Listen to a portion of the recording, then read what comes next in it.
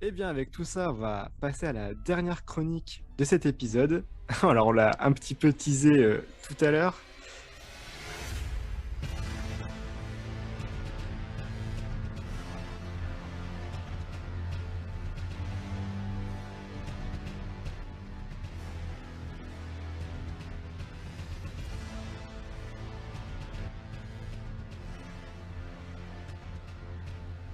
On va parler du GOTY 2022. On va parler... Enfin, Rami, du coup, va nous parler... Je dis on parce que bah, forcément, je vais intervenir aussi. Hein. Mais Mhm. Rami va nous parler du fameux, le seul et unique Elden Ring. Oh, Elden Ring. Ouais. Donc, Zerlock l'avait introduit un petit peu vite fait dans le prochain épisode. Mais là, je pense qu'on va rétablir l'équilibre et en parler proprement. Hein. Ouais, c'était Voilà, donc je te laisse commencer. Et puis, entre fans.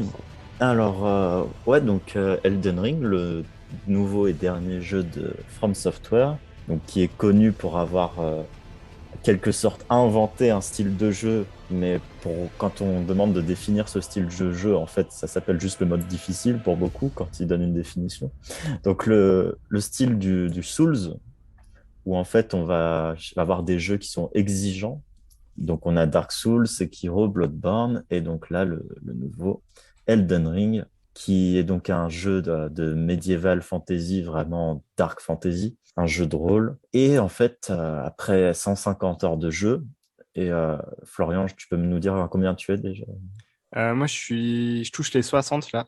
Ouais. Et je suis loin d'avoir fini du coup. Voilà, après 150 heures de jeu et 60 heures de jeu, ça va être des early reviews parce que en fait, on l'a pas fini le jeu. C'est Moi, ça. je suis à 20% des trophées. Je suis vraiment un complétionniste dans l'âme depuis tout petit, donc j'observe chaque pixel du jeu avant de passer à la suite. Donc j'ai battu que 3 boss principaux, je sais même pas combien il y en a honnêtement.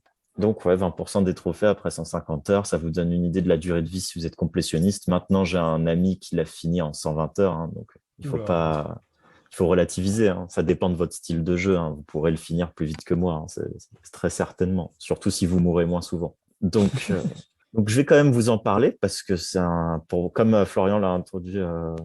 D'ailleurs, je t'appelle Florian depuis tout à l'heure, mais est-ce que je Non, c'est bon. t'appelle? Oui, c'est bon. C'est pas grave. C'est pas un C'est secret de toute façon. très bien. Ok. I'm Batman. Donc, comme Florian l'a introduit, oui, c'est sûrement, presque sûr que ce sera le GOTY pour tous ceux qui s'amusent à classer les jeux. Ce sera le jeu de l'année, c'est presque certain. Déjà, tout simplement parce que c'était le jeu le plus attendu et contrairement aux autres jeux attendus, il a déçu personne, a priori. Euh, et donc, je vais vous en parler dans le plus en détail maintenant. Alors, déjà, l'univers, donc, on est dans un monde où les dieux marchent parmi les hommes. Donc, il y a des dieux dans le monde de l'entre-terre d'Elden Ring. Et alors, c'est toujours comme ça dans les Souls, l'histoire est un peu confuse, hein. Il faut lire la description des objets pour comprendre. Il y a quelque temps, plusieurs siècles peut-être, quelqu'un a trouvé comment tuer les dieux et les demi-dieux. Et à partir de là, ils ont commencé à se faire la guerre. Et donc, ils se battent avec leurs armées et leurs grands pouvoirs pour devenir les seigneurs d'Elden Ring. Alors, à ce stade où j'en suis, je ne vais pas me lancer dans une explication de ce qu'est l'Elden Ring parce que je dirais sûrement des bêtises. Mais vous vous retrouvez à un être capable de ressusciter à chaque fois qu'il meurt, hein, sans éclat.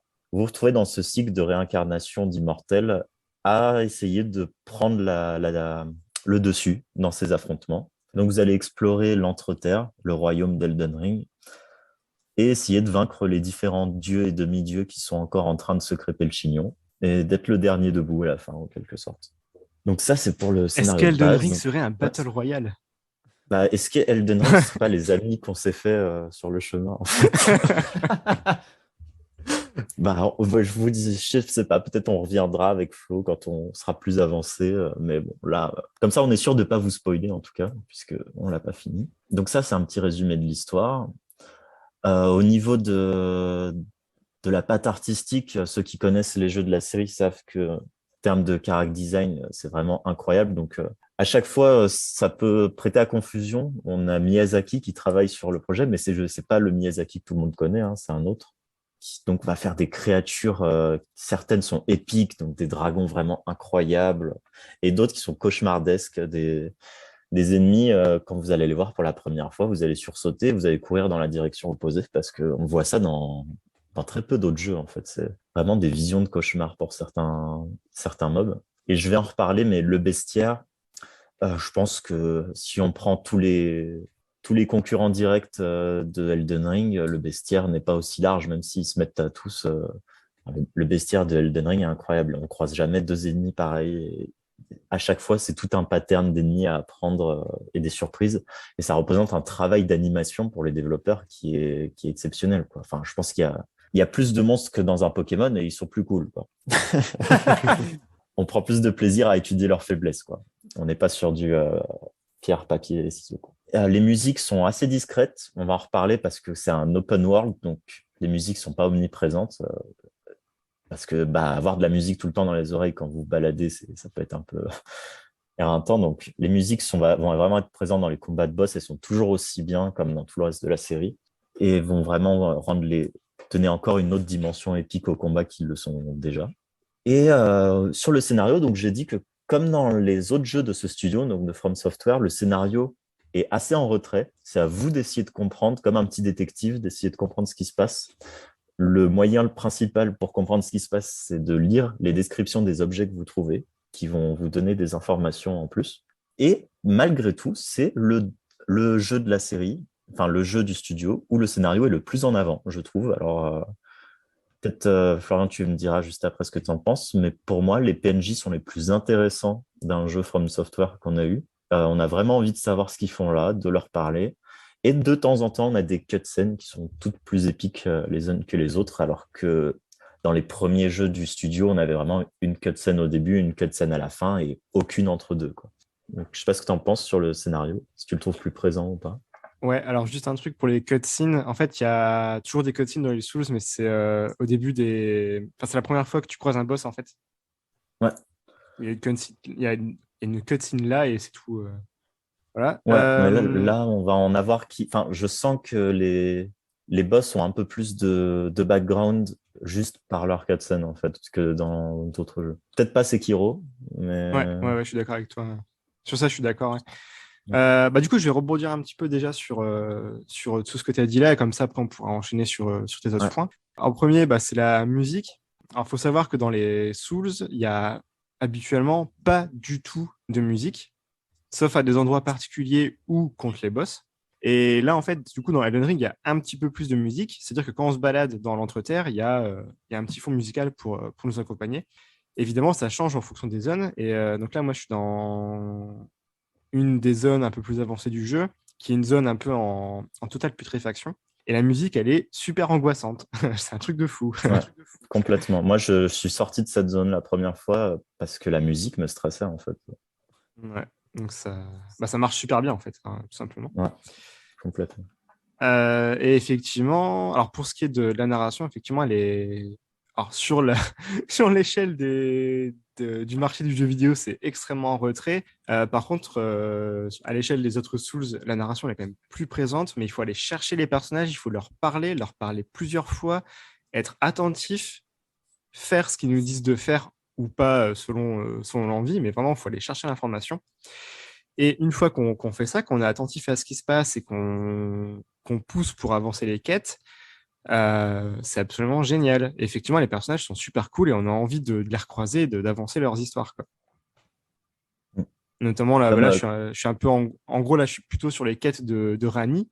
Donc, toi, tu vois de qui je parle. ouais, bien sûr. C'est super bien. Enfin, les personnages qu'on croise, que ce soit Blade ou l'autre, là, l'autre casse-couille, c'est quand même super sympa, quoi. Mm. Comme d'habitude, dans les Souls, dans les jeux de From Software, vous allez pouvoir taper les PNJ et vous les mettre à dos. Alors, on conseille jamais de faire ça aux joueurs néophytes parce que les PNJ ont des informations intéressantes à donner, donc il faut mieux pas se les mettre à dos. Mais comme d'habitude, vous allez pouvoir vous réconcilier avec eux, hein. Vous n'êtes pas obligé de relancer votre partie si vous vous battez avec un PNJ, hein. Il n'y a pas de risque, il ne faut pas s'inquiéter. Là, donc, j'allais parler des défauts dans un premier temps du jeu. Comme ça, c'est évacué. Parce que bon, moi, j'adore ce jeu, donc je vais pas trop m'attarder sur les défauts.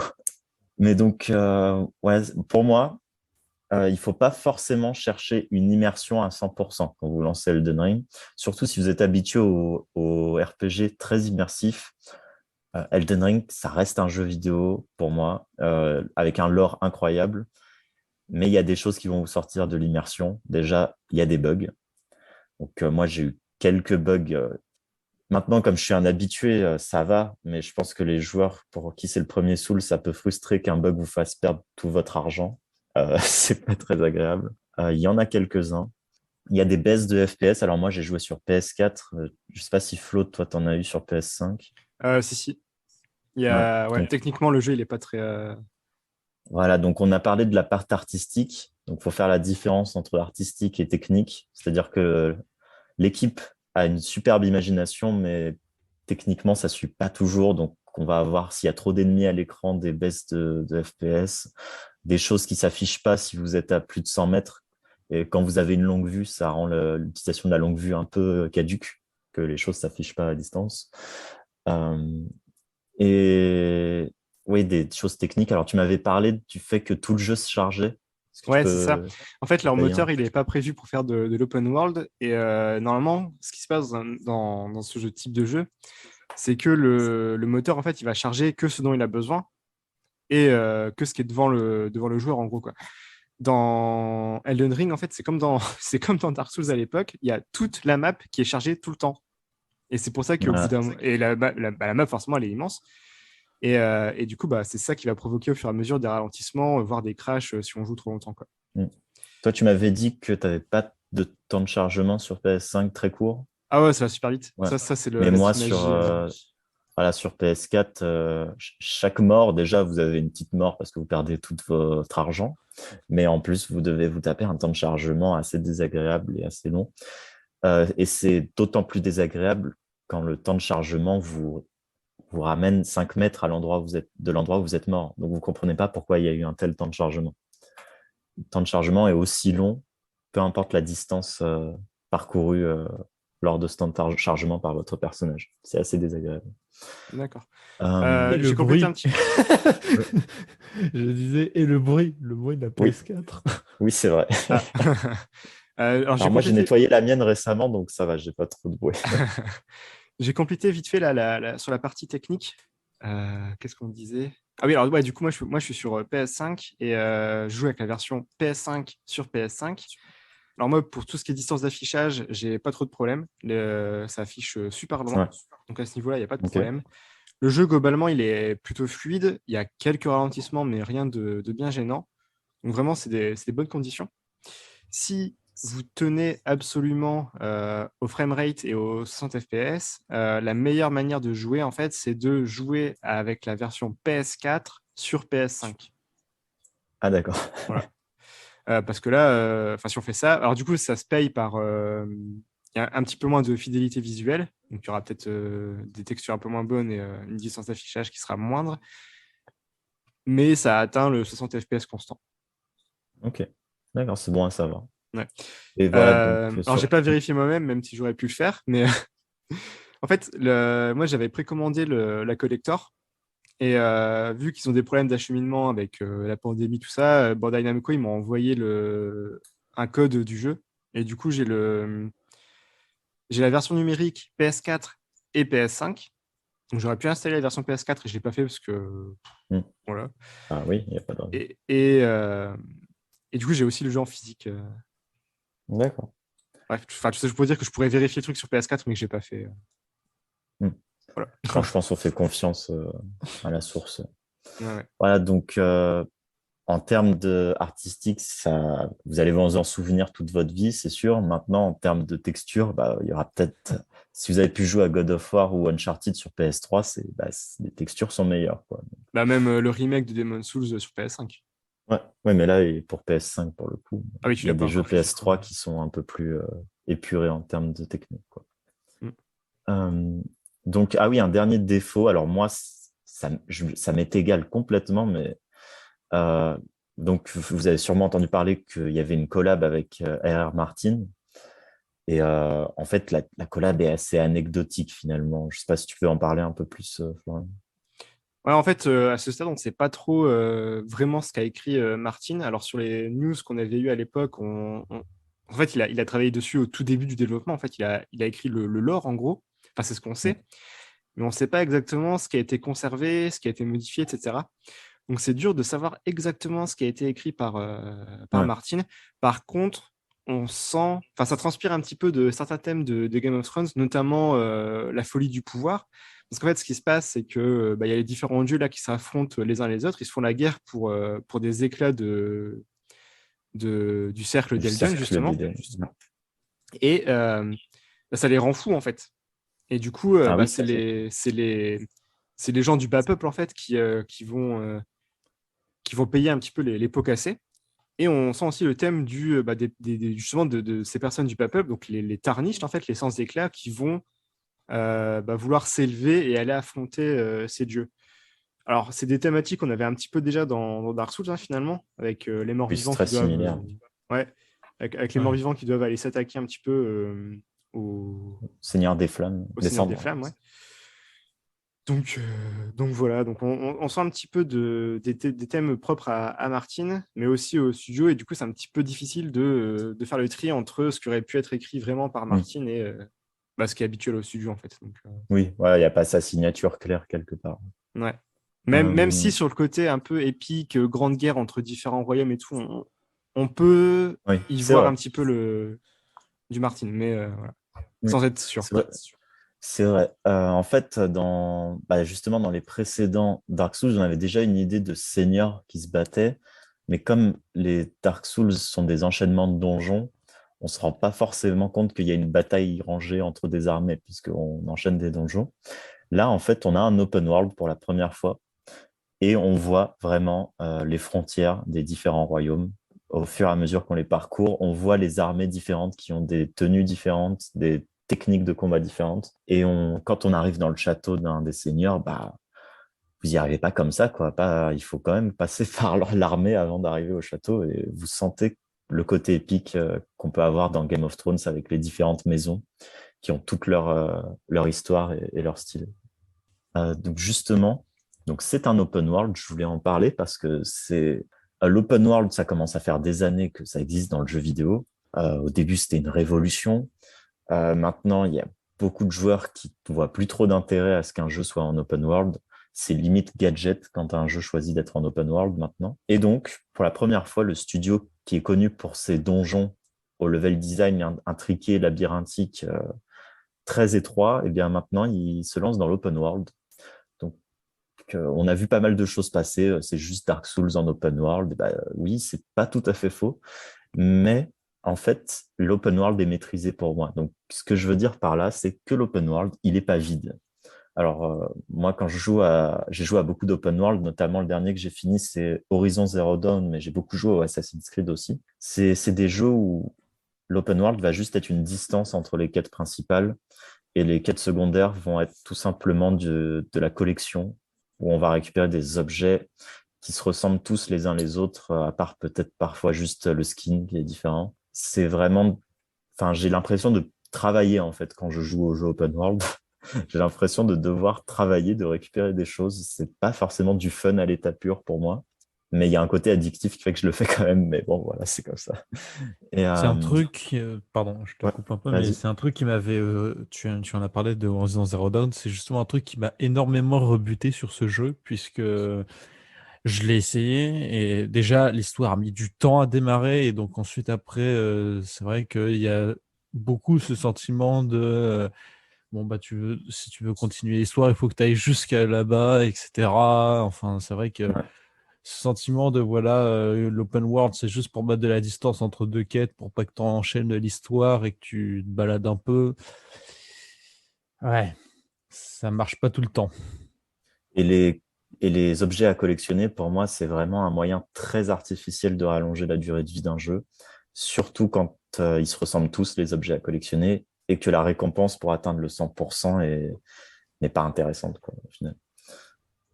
C'est un exemple que je ressors très souvent parce que j'ai grandi avec ce jeu qui est un de mes jeux préférés, hein. C'est Assassin's Creed 2 que j'adore, je l'ai refait 10 fois. Mais quand vous récoltez les 100 plumes de votre petit frère, qui sont répartis sur toute la map, vous obtenez juste un marteau. Bon, voilà quoi. Ça ne fait pas rêver non plus. Donc là, pourquoi je parle de ça? Parce que dans Elden Ring, en fait, tout a un intérêt. Littéralement, tout a un intérêt. Quand vous vous retrouvez à une fourche que vous devez aller à gauche ou à droite, eh bien, à gauche, vous allez avoir un boss incroyable, unique, que vous trouvez nulle part ailleurs, avec une musique de dingue. À droite, vous aurez un donjon gigantesque où vous allez mourir 10 fois et au bout duquel se trouve Excalibur, quoi. En fait, il n'y a jamais un chemin qui va juste vous mener à... Tiens, là, vous avez juste à avoir un gant bleu. Vous aviez déjà le gant rouge, maintenant vous avez le gant bleu. Non, c'est pas ça. Il y a toujours quelque chose d'intéressant à tous les chemins. Dans cette optique, ça me fait penser à mon jeu préféré de all time, c'est Hollow Knight. C'est vraiment très similaire dans cet aspect où peu importe où vous décidez d'aller, vous ne pouvez pas faire d'erreur. Il n'y a pas un chemin qui est moins intéressant que l'autre. Alors, il y a quelque chose qui peut rebuter certains joueurs, c'est qu'il n'y a pas d'objectif précis. Vous ne savez pas ce que vous devez faire, mais ce n'est pas grave parce que peu importe où vous allez trouver quelque chose d'intéressant. Alors, typiquement, un exemple, juste en grimpant sur un rebord dans un donjon, un truc complètement facultatif, je trouve une épée en forme de serpent. Alors, j'ai pris la description juste pour vous donner un peu l'idée de ce que vous allez voir en lisant les descriptions des objets. Épée courbée, façonnée à l'image d'une ancienne divinité ophique et outil d'une religion oubliée pratiquée sur le mont Gelmir. Anciennement utilisée pour les sacrifices, cette épée restaure les HP lorsqu'un ennemi est vaincu. Alors, ophique, pour ceux qui ne connaissaient pas, moi j'ai découvert ce mot en lisant la description. Enfin, je ne sais pas, peut-être vous connaissez, vous, ophique? Non. Non. C'est l'adjectif qui est lié à tout ce qui est serpent, en fait. Donc, une épée ophique, c'est une épée en forme de serpent, tout simplement. Et donc, donc on comprend qu'il y a une ancienne divinité serpent. Pour l'instant, je ne l'ai pas encore vue, mais je me rapproche de plus en plus de la voir, je pense, parce que j'en entends de plus en plus souvent parler. Mais la première fois que j'en ai entendu parler, c'était il y a 50 heures de jeu en ramassant une épée, quoi. Et cette épée, donc avec 150 heures de jeu, je peux vous dire que j'ai ramassé beaucoup d'épées. C'est le seul objet que j'ai ramassé qui restaure des PV quand vous battez des ennemis. En fait, chaque objet est unique. Il n'y a pas des réplicas. Alors, si vous farmez tout le temps le même ennemi, vous allez peut-être avoir plusieurs fois sa dague, c'est sûr. Mais quand il s'agit de trouver un objet dans un donjon, vous n'allez jamais trouver 2 fois le même objet. Et chaque objet a vraiment des caractéristiques uniques. Donc, les dégâts dans ce jeu sont basés sur différents types de dégâts. Vous avez des dégâts normaux, contendants, perçants, tranchants. Chaque type de dégâts va avoir une influence différente selon l'armure de l'ennemi.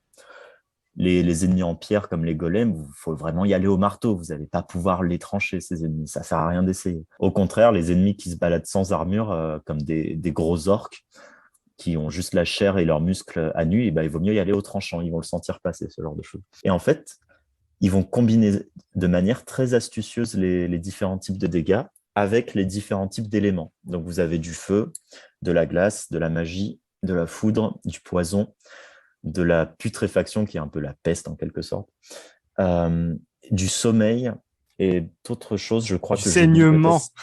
Le saignement, Rami. Florian, je crois que Florian joue au saignement. Oui. Et en fait, que chaque arme puisse avoir une combinaison du type de dégâts physiques, mais aussi de type de dégâts élémentaires ou du type d'altération d'état, ça vous fait que chaque arme est unique au final. Vous n'avez jamais la même combinaison de type de dégâts, ce qui fait autant de builds différents, puisqu'à chaque fois, vous pouvez utiliser plusieurs armes, une dans chaque main, ou alors des boucliers, ou alors utiliser une arme à 2 mains pour la manier avec plus de force. Et ça, c'est sans parler évidemment des sorts qui sont une multitude que vous pouvez customiser à l'infini, vraiment. Donc, chaque build est vraiment complètement différent. Vous avez aussi 8 stats, il me semble, différentes à monter selon votre bon plaisir. Toutes les personnes à qui j'ai parlé font des builds différents. Il n'y a pas de... Le jeu ne vous fait pas tomber dans un build particulier, en fait. Il n'y a pas une arme qui fait que tous les joueurs vont faire le même build. Ou alors, sauf si vous suivez des youtubeurs plutôt que de jouer tout seul, vous préférez suivre des streamers, vous allez peut-être être influencé par certains builds, mais tous les joueurs à qui j'ai parlé, ils ont fait des builds différents pour l'instant. On a vraiment une multitude de builds innombrables. Et ce que j'aime beaucoup, c'est... Alors, je crois que ça, c'est pour l'open world. Ouais, j'ai un peu tout dit. Ah si, une dernière chose pour l'open world. Ne soyez pas rebuté par la map quand vous commencez le jeu, moi, elle m'a fait un peu peur parce que la map est vraiment des. Enfin, quand vous ouvrez le menu carte, je veux dire, quand vous ouvrez le menu carte, vous avez juste de la terre grise. Ça peut faire un peu peur. C'est parce qu'en fait, il faut trouver des cartes papier dans le jeu pour que la carte s'affiche vraiment. Et une fois que vous avez la carte papier, elle est très très belle, la carte. Enfin, si vous avez déjà vu des cartes du Seigneur des Anneaux ou peut-être les cartes du début des albums Gobelins, etc. C'est vraiment des très belles cartes comme ça, quoi, de RPG qu'on aime voir. Et donc voilà, pour l'open world, si tu veux rajouter autre chose, Florian, sinon je Oui, passe au gameplay. oui, oui. Non, non, non. Alors, ce que je veux dire, ça va être un petit peu lié au gameplay aussi, mais on y reviendra. Au niveau de la structure et tout, la comparaison que tu faisais avec Horizon Zero Dawn, les pauvres de chez Guerrilla, en 2017, ils sortent Zero Dawn et il y a Breath of the Wild qui leur met un taquet derrière. Et en 2022, de nouveau, ils sortent Horizon 2 et c'est Elden Ring qui vient leur mettre un petit taquet. Ils n'ont vraiment pas de chance. La structure des jeux de Guerrilla, elle est archaïque.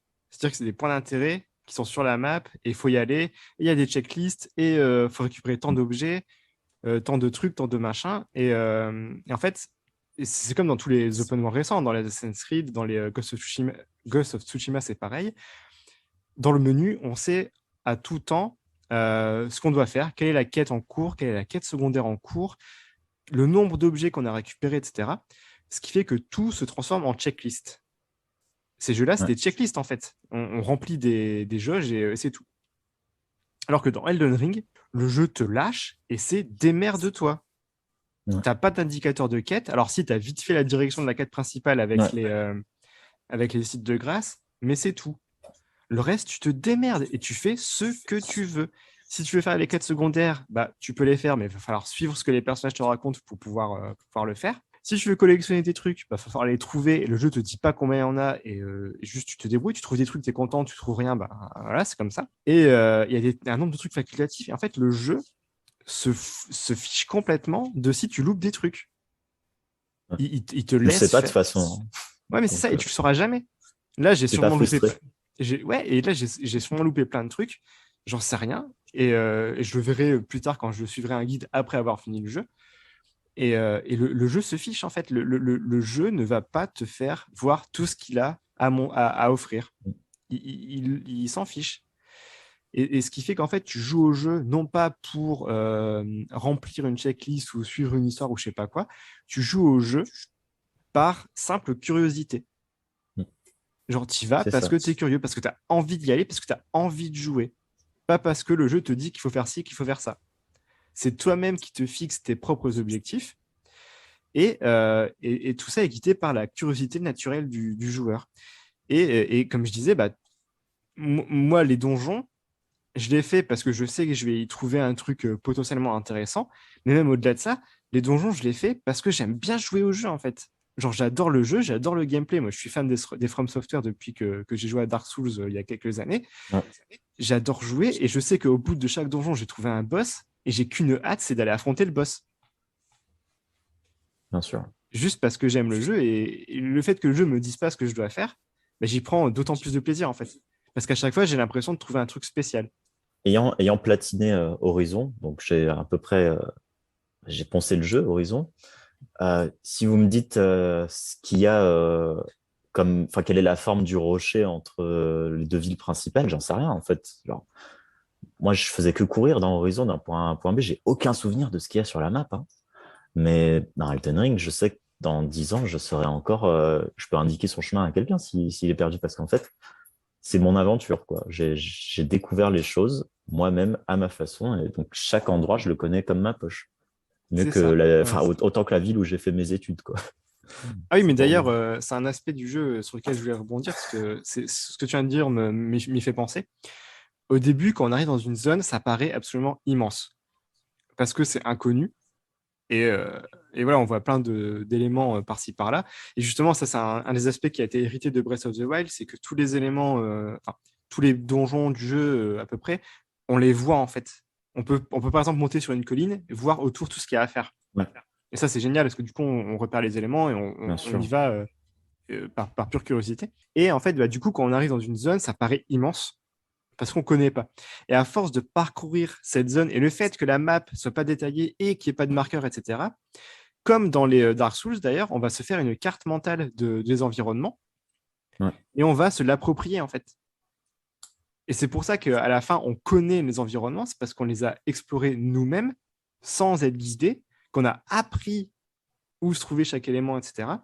Et quand on a fini plus ou moins d'explorer une zone, tout de suite, ça nous paraît plus petit parce qu'en fait, on connaît. Et en fait, la carte du jeu, en soi, elle n'est pas si grande que ça. Elle paraît grande au début parce que c'est l'inconnu, mais une fois qu'on connaît, c'est une carte d'une taille tout à fait raisonnable, en fait. Oui, bien sûr. Raisonnable et en fait, donc, qui est bien remplie. Elle n'est pas inutilement grande, surtout. C'est ça. Ouais. Donc, et avec... Bon, vas-y. Donc, le gameplay, j'en ai déjà un peu parlé avec les différents types de dégâts. Ouais, juste pour dire, alors je voulais aussi donner une autre description parce que c'est l'arme que j'utilise. Donc, moi, j'utilise une encre pour vous dire à quel point les armes sont uniques. J'utilise l'encre d'un bateau. Donc, la description. Une encre rouillée portée comme une arme. Chacune de ses pointes est large et acérée, causant des attaques transperçantes. Alors que les 100 éclats quittèrent l'entreterre avec leur seigneur, il est dit qu'un seul navire resta en arrière.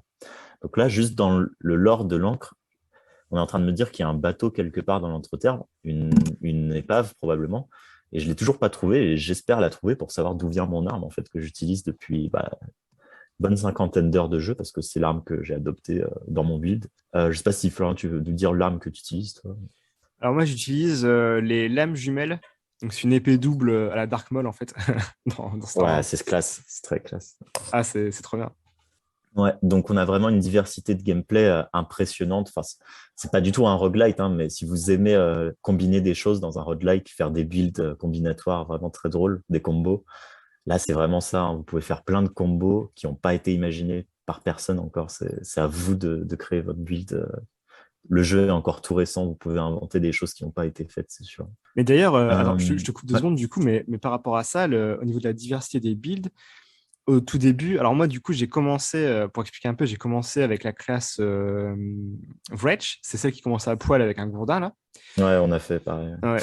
Pour mettre l'accent sur l'exploration et la survie dans les premières heures, en fait, où j'ai dû vraiment chercher de l'équipement, quoi, parce que j'étais embêté, j'avais rien, en fait, donc il fallait vraiment que je trouve des trucs. Et en faisant ça, je me suis rendu compte un peu de la diversité de tout ce qui était possible, et j'ai eu énormément de mal dans mes premières heures de jeu à me fixer sur un build, en fait. J'avais envie de tout faire et de tout essayer. Et encore aujourd'hui, oui, mais c'est ça. Et aujourd'hui, j'ai vu un peu tout ce qui était possible de faire, et j'ai énormément envie de tout tester. Sauf qu'en fait, là, forcément, j'ai pris une certaine direction, donc mon personnage a déjà pris des niveaux et tout, voilà. Mais je sais que le jeu, je vais le refaire en changeant de build. Et j'ai envie de tester plein de trucs. Enfin, c'est incroyable. Je vais y passer encore des heures, même après l'avoir fini, parce que il y a plein de trucs hyper fun qui ont l'air d'être possibles, quoi. Ouais. Une autre chose que j'ai pas dit sur la customisation, alors ceux qui ont déjà joué aux Souls précédents, ils savent peut-être que les armes peuvent prendre plein d'évolutions différentes selon les matériaux de forge utilisés. Et en fait, ça peut être frustrant de ne pas pouvoir revenir en arrière. Et dans ce jeu, pour la première fois, en fait, vous allez pouvoir faire de la customisation réversible sur les armes. Et ça, c'est vraiment génial. Parce que vous pouvez tester d'améliorer votre arme. Et si ça ne vous plaît pas, vous pouvez revenir en arrière sans aucun coût, en fait. Et c'est beaucoup plus satisfaisant. Parce que dans les jeux précédents, moi, j'étais toujours un peu frustré de donner une altération à une arme et de me dire, ça y est, pour cette partie, elle sera bloquée comme ça, l'arme. Je ne peux pas la remettre à zéro, à moins d'utiliser des consommables hyper rares. Donc là, c'est vraiment super. Vous pouvez tester plein de builds différents et revenir en arrière si ça ne vous plaît pas. C'est vraiment super. Alors, donc ça, c'est... Oui, donc je voulais parler aussi du bestiaire, encore une fois, qui est vraiment incroyable. Donc, moi, je me suis fait tuer par des crabes, par des homards, par des chevaux, enfin vraiment par tout ce que vous voulez. C'est n'importe quoi. Par des chiens dinos. Des chiens dinosaures, absolument. Donc ceux-là, ils vont m'empêcher de dormir. Il y a le bestiaire. Je pense que j'ai encore plein de surprises qui m'attendent et plein de mauvaises surprises aussi. Et les boss, alors il y en a énormément. Et donc, comme il y a beaucoup de donjons, on va avoir des boss qui reviennent, ce qui est assez classique dans un RPG finalement. Si vous avez déjà joué à des RPG, vous devez avoir l'habitude des boss qui reviennent dans des couleurs différentes, un peu plus fort.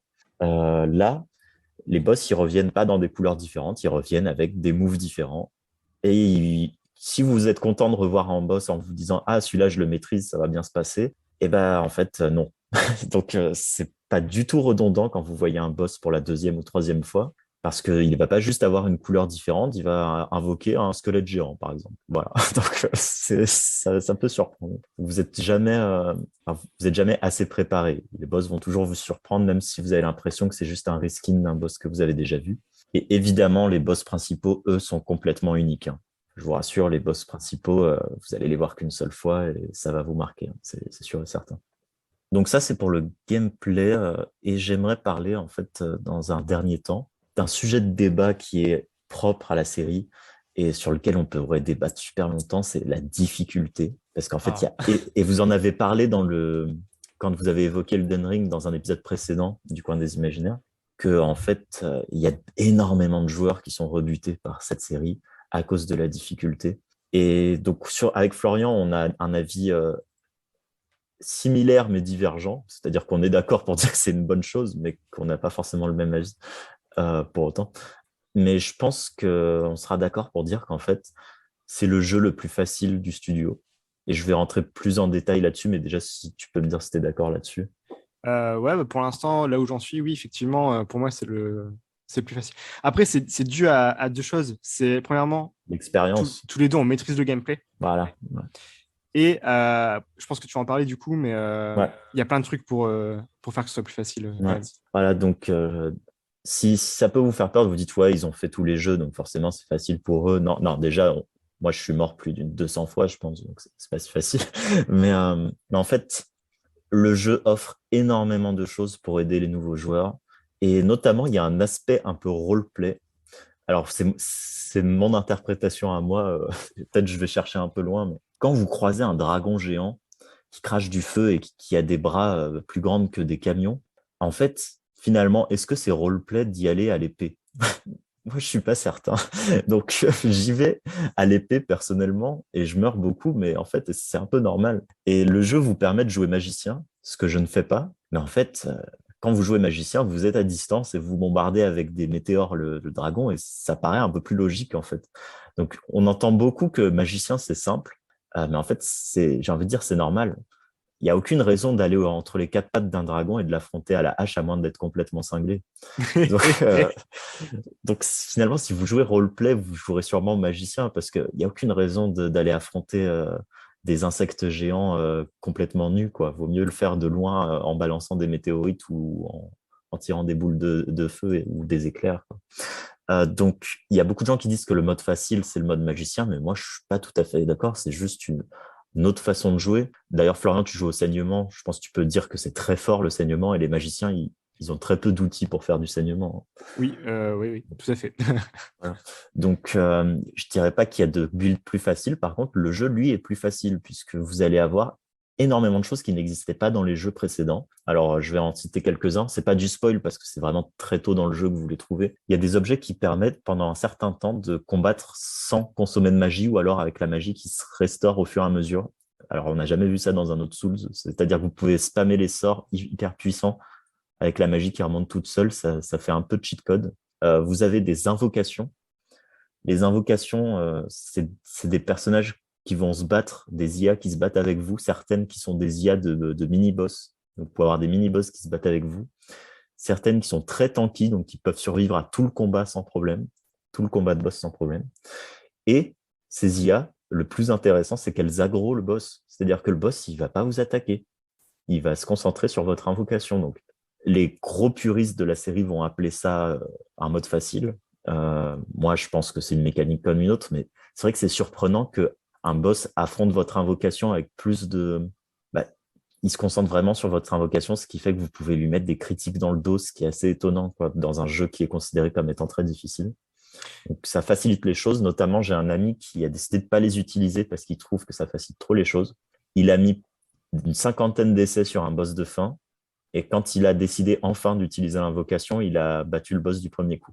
Voilà, c'est pour vous dire le changement que ça fait en termes de difficulté. Au-delà de ça, on a aussi des checkpoints pour la première fois dans la série. C'est-à-dire qu'il y a des statues qui vont vous permettre de ressusciter juste à côté des entrées de boss. Alors que dans la série, on est habitué à mourir et à devoir refaire le donjon. Alors au bout d'un moment, on refait le donjon en courant. Voilà, donc on court à travers le donjon en esquivant les ennemis parce qu'on en a un peu marre.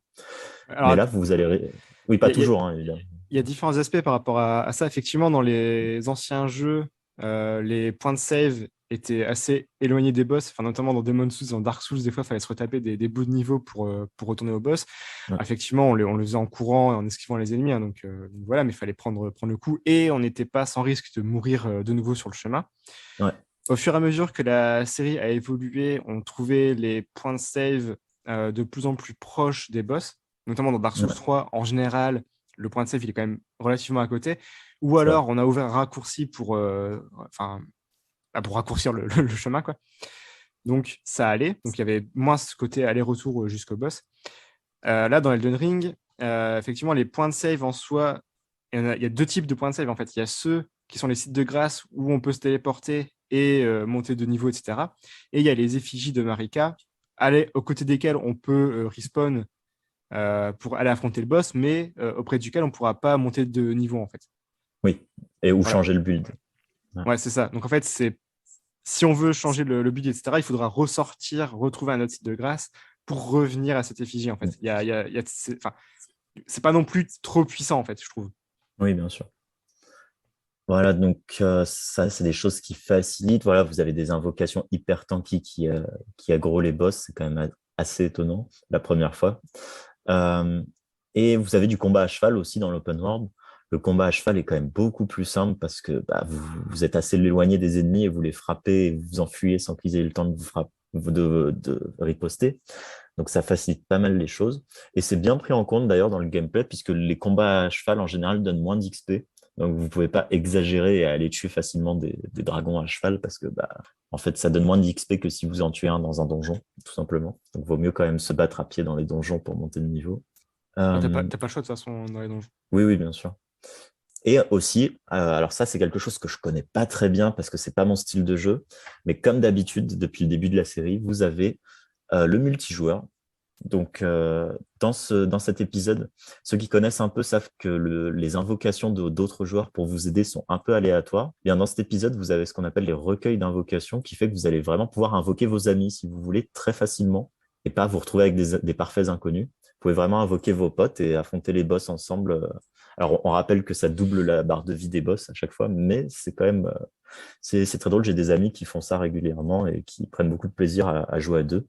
Alors évidemment, si vous jouez en ligne, vous avez le risque aussi qu'un autre joueur vienne vous embêter dans votre partie, mais c'est pas la fin du monde. Hein. Il ne faut pas avoir trop peur que ça arrive non plus. Donc ça, c'est encore une chose qui facilite les choses. Alors notamment, petite anecdote, c'est qu'il y a un joueur avec un skin vraiment dégueu. C'est juste un mec tout nu avec un pot sur la tête qui s'amuse à se faire invoquer pour affronter un boss spécifique. Et en fait, la communauté de ce jeu est incroyable parce que du coup, il y a plein de joueurs qui l'ont invoqué pour affronter ce boss spécifique et il y a une légende qui s'est formée autour de ce joueur avec plein de fan art du personnage. C'est vraiment très drôle. Il y a toujours une bonne communauté sur les jeux de la série et je pense que ce jeu ne fera pas exception. Ouais, si vous jouez en ligne, juste pour compléter, du coup, le nom de ce joueur, c'est Let Me Solo Her, ce qui veut dire laisse-moi l'affronter seul. Enfin, laisse-moi l'affronter seul. Et du coup, effectivement, il y a une légende qui s'est créée autour de ça. Et cette légende, elle se serait pas créée si le jeu n'était pas aussi difficile et si le boss en question n'était pas aussi difficile, en fait. Ouais. C'est des trucs qui découlent, tout ce côté entraide et même et tout qui peuvent découler de ces jeux, ça n'existerait pas si les jeux étaient plus faciles de base, en fait. Ouais, un autre aspect en ligne, c'est que vous pouvez mettre des messages qui indiquent aux autres joueurs des astuces. Si vous avez eu du mal, vous pouvez aider les autres joueurs ou au contraire leur faire des petits pièges, ce qui arrive un peu souvent malheureusement. mais voilà. D'ailleurs, j'avais vu, alors je veux pas spoil, mais j'ai vu, puisque j'avais vu un pote y jouer, qu'il y a notamment un PNJ de Dark Souls qui s'est retrouvé dans le jeu en tant que boss de Elden Ring. Ça, je sais pas encore. Si, c'est Pat, je pense. Oui, c'est lui. C'est lui. Ah oui, c'est un classique. Ah, c'est au début du jeu. Classique, ça, oui. Ça, c'est au début. Alors lui, on était sûr qu'il serait là, c'est sûr. Ouais. Je crois qu'il est même dans Sekiro, il me semble. Je suis pas sûr. Je sais pas. Mais il est dans Elden Ring, du coup ça m'a fait marrer de le voir apparaître comme ça dans Elden Ring, surtout que c'est un PNJ qui qui nous casse bien les pieds Ouais, dans Dark Souls. totalement. Donc voilà, pouvoir le buter au début d'Elden Ring, c'est Mm. satisfaisant. Tout à fait. Alors moi, je l'ai épargné dans ma partie, personnellement. Mais Moi, je l'ai buté, pas de pitié. j'ai longuement hésité aussi. Et autre chose, une dernière chose à faire, vous avez peut-être eu dans Dark Souls un moment où vous étiez bloqué et vous avez lâché le jeu parce que vous n'aviez plus qu'une seule chose à faire et que vous n'y arriviez pas. Alors, je pense notamment à Smooth et Orstein, qui sont un peu des boss qu'on est obligé de faire. On n'a aucune autre option quand on arrive à ces boss. Et ça, je connais certains joueurs qui ont mis plus d'1 an à battre ces boss et d'autres qui ne les ont jamais battus, qui ont raccroché le jeu, tout simplement. Dans Elden Ring, vous n'aurez jamais ce problème parce que, en fait, quand vous êtes bloqué sur un boss, il y en a sûrement 50 autres disponibles à faire. Et je plaisante pas quand je dis le nombre 50. Il y a vraiment 5 autres choses à faire. Donc, vous pouvez pas être bloqué et n'avoir plus qu'une seule chose à faire. C'est juste pas possible. Ou alors, vous êtes au boss de fin, quoi. Mais sinon, c'est impossible.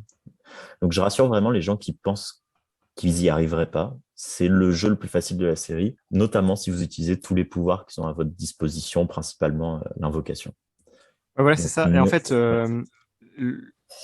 c'est facile si on accepte d'utiliser les mécaniques à disposition. Et c'est pour ça que le jeu, pour moi, est si bien et qu'il n'a pas besoin de difficultés différentes.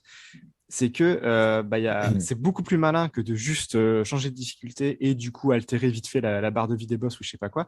C'est que il y a des éléments de gameplay qui vont énormément nous aider. Et ces éléments, on peut choisir en tant que joueur de le faire ou pas. Genre moi, les invocations, je sais que en général, j'essaye d'éviter de les utiliser parce que je sais que ça va énormément faciliter ma partie. Par contre, si vraiment je vois que je commence à trop galérer, bah, je vais pas hésiter. Et il y a notamment aussi quand j'arrive en fin de donjon, que j'arrive face au boss et que je vois que j'ai plus beaucoup de tuiles, je me dis aussi que je vais les utiliser parce que j'ai pas envie de mourir à ce moment-là. Ou encore, il y a des boss, je pense, qui sont spécialement designés pour qu'on utilise Ah nos oui, invocations, en fait. complètement. Quand Là, le hier boss. soir, j'ai Ouais, affronté vas-y. un... Ouais, Non, vas-y, vas-y. ouais. Hier soir, j'ai affronté un boss, un commandant qui invoquait des soldats. Et ben là, on peut pas y voir une incitation à... Enfin, moi, j'y vois une incitation du jeu aux joueurs pour qu'on utilise nos propres invocations, en fait. Ouais, je suis Et complètement d'accord. effectivement, ça m'a bien aidé parce que faut gérer le boss. Mais si derrière, faut gérer ces petits soldats, bah, c'est galère. Du coup, j'ai invoqué les miens et ça a tout de suite équilibré un peu le combat, quoi. Ouais, tout à fait. Alors moi, comme Florian, j'ai commencé le jeu avec la classe qui a rien du tout. Donc j'utilisais beaucoup les invocations en début de jeu parce que j'arrivais pas en fait sans. Ah, c'était Et, compliqué, euh, hein. et maintenant que j'ai mon build qui se dessine de manière plus claire, que je sais quel genre de perso je veux faire, j'utilise plus les invocations. Mais je me dis qu'un jour, si vraiment je rage sur un boss, j'aurai une échappatoire, quoi. Bah, tout Donc, pareil. faut vraiment pas avoir peur de se lancer à cause de la difficulté. Si vous avez peur de vous lancer parce que ça vous fera faire des cauchemars la nuit, ça oui, d'accord. Mais si c'est pour la difficulté, ça doit pas être un argument, quoi. Il faut essayer, quoi. Vraiment foncer. Je pense qu'ils ont réussi le pari de l'open world Oui, pour ce oui, premier oui. open world. Ils l'ont mieux réussi que certains studios qui ont fait des open world pendant toute leur carrière. Et je sais pas ce qu'ils ont prévu pour la suite. Honnêtement, en termes de temps de jeu, j'espère que leurs prochains jeux ne seront pas open world parce que voilà, j'ai autre chose à faire, quand même. Mais en termes de qualité, ils ont encore une fois détruit toute la compétition et on ne peut pas faire affaire à autre chose que vous recommander. Ce jeu, même dans 10 ans, on vous le recommandera parce que ce sera toujours le meilleur dans 10 ans. Alors, bah, du coup, par rapport à ça, enfin moi, là, From Software, ils ont détruit ma capacité à apprécier d'autres jeux. Parce que là, j'ai vu la map du nouveau Horizon. Même pas j'y touche avec un bâton. C'est plus possible. Moi, je te C'est- dirais juste, va sur Hollow Knight après, ça te rassurera, il y a d'autres jeux bien. Ouais, ouais. Mais je pense que vraiment, ça a réélevé mes exigences en termes de jeu. Et effectivement, Hollow Knight, ça sera un des jeux que je ferai, un de ces quatre. Il y a deux aspects par rapport à ça. Il y a pour moi, les seuls jeux open world qui ont un pass, c'est les jeux de CD Projekt parce que leur narration est suffisamment intéressante pour que je fasse outre du côté du design un peu archaïque de l'open world. Mais des jeux comme Horizon et Ghost of Tsushima, par exemple, c'est plus possible. Je les ferai plus parce que je sais que je m'amuserai plus. On a fait Et un et tu les as tous faits. oui, c'est ça. Et à ce stade-là, je joue à Elden Ring. La seule chose que j'ai envie de faire, c'est de me refaire tous les jeux de la saga, en fait. J'ai envie de Ouais, reprendre moi tous les jeux aussi. depuis Demon's Souls, en fait. Ça, c'est... Ouais. Ça m'a matrixé, en fait. J'ai plus envie de faire autre chose. C'est un truc de fou. Mm. Voilà. Ouais, moi, en open world, je rajouterais quand même Zelda Breath of the Wild que j'ai Ah oui, beaucoup oui, mais aimé. c'est parce qu'ils sont du même moule, effectivement. C'est un de ceux Même, qui sont suffisamment bien. ouais, même si les loots dans Zelda sont très répétitifs, ou là où Elden Ring, chaque loot sera unique, vraiment complètement unique. Et aussi Metal Gear Phantom Pain, qui est un jeu open world bac à sable où vous pouvez vraiment faire ce que vous voulez. Mais sinon, ouais, pour moi, l'open world parfait, ça va rester Elden Ring de très long. Voilà. Bah voilà, je pense qu'on a pas mal fait le tour. On livrera peut-être des appréciations définitives une fois qu'on aura fini le jeu Et dans 3 mois. qu'on va détester le jeu parce qu'on n'aura pas réussi le boss de fin. Non, je pense pas quand même. Ça devrait aller. Mais voilà, enfin, là, moi, c'est le jeu sur lequel je passe tout mon temps et j'en rêve la nuit, hein, des fois, enfin, tellement c'est prenant. Peut-être qu'on se fera une partie en multijoueur aussi. Bah, j'ai pas le PS Plus, du coup. Ah, Ah, bah, dommage. Patron, c'est reparti, hein.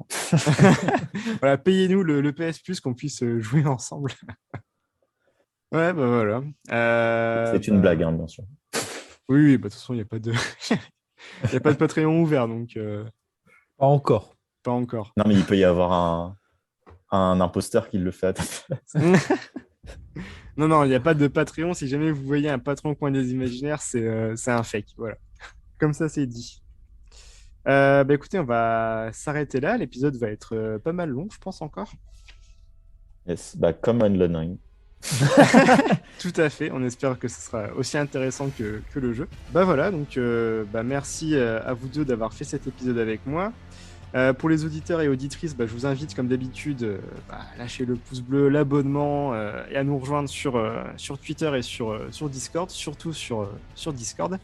Pour les prochains épisodes, je sais pas trop comment ça va se passer, parce que le prochain, je pense que je le ferai pas. Voilà, enfin moi, mon temps est un peu plus limité en ce moment, hein, avec bébé, tout ça, voilà. Hein. Bah, je vais laisser mes camarades gérer le truc. Ils l'ont très bien fait pour l'épisode du mois de mars, hein, qui était sur spécial créatrice et personnages féminins, donc c'est vraiment cool. Bah, sur ce, je vous souhaite à tous les deux une bonne semaine, parce que on est lundi, c'est le début de la semaine encore. Et oui. Après ce long week-end très appréciable. Donc encore merci à vous deux, merci aux auditeurs et auditrices et Merci. à bientôt pour de prochaines Merci. aventures. Ciao. Ciao.